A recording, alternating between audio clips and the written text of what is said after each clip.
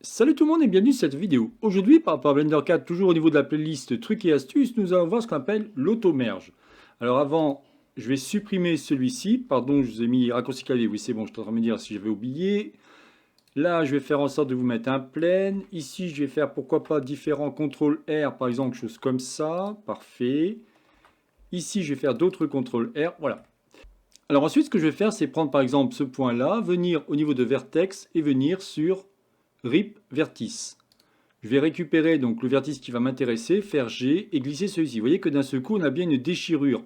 Ripper, c'est un peu comme une déchirure, c'est que vous allez enlever la liaison ou la fusion, puisque automerge veut dire autofusion, des différents vertices. Alors, ce qu'on peut faire par exemple, c'est quoi? Je peux faire GX, venir ici. Je peux venir ici au niveau de mon snapping, venir ici, me mettre en vertex pour dire très bien, je prends lui, je viens à cet endroit-là et je fais ça. Automatiquement, là, on pourrait dire qu'il est fusionné, mais pas du tout. Si je fais touche A et j'appuie sur M et je dis by distance, cette fois-ci, vous voyez, j'ai bien un vertex qui a été enlevé. Là, il m'a bien créé une fusion. Comment puis-je faire si je veux faire ça différemment? Donc je fais comme ça, je viens ici. Vous pouvez voir que maintenant, alors je suis toujours sur la version bien sûr LTS qui est la 4.2, tout en haut là, je vous l'entoure en rouge, vous avez ici donc l'auto-mirroring, mais vous avez un truc intéressant qui s'appelle l'auto-merge. Et c'est marqué auto-merge vertice. Ça veut dire quoi? C'est-à-dire que si je coche celui-ci, si je viens à cet endroit-là, si je fais, alors pareil avec le snapping activé en mode vertice, si je fais G et je me positionne ici, lui automatiquement, qu'est-ce qu'il a fait? Eh bien, il m'a automatiquement fusionner mes vertices. C'est-à-dire que si j'en avais deux, ben maintenant j'en ai plus qu'un. Regardez, si je fais A, je fais M et je lui dis by distance, normalement, comme tout à l'heure, je devrais voir un vertice. Et vous allez voir qu'on a 0 vertice.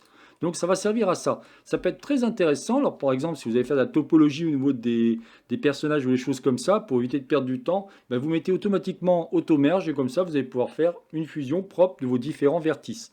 Et puis si pour X raison vous ne souhaitez pas faire un nettoyage de votre modèle, parce que là c'est très simple, mais imaginez un modèle où vous ne souhaitez absolument pas, je ne sais pas pour quelle raison, mais vous ne voulez pas enlever des vertices en trop, eh bien vous avez cette technique.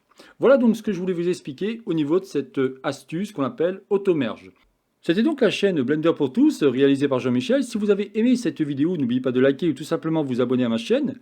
N'hésitez pas à me faire des remarques ou alors si vous souhaitez avoir des infos, des astuces par rapport à Blender, n'oublions pas que cette chaîne YouTube n'est dédiée qu'à Blender. Donc il n'y a aucun problème, je me ferai un plaisir de vous répondre. Je vous souhaite une excellente journée et à la prochaine vidéo.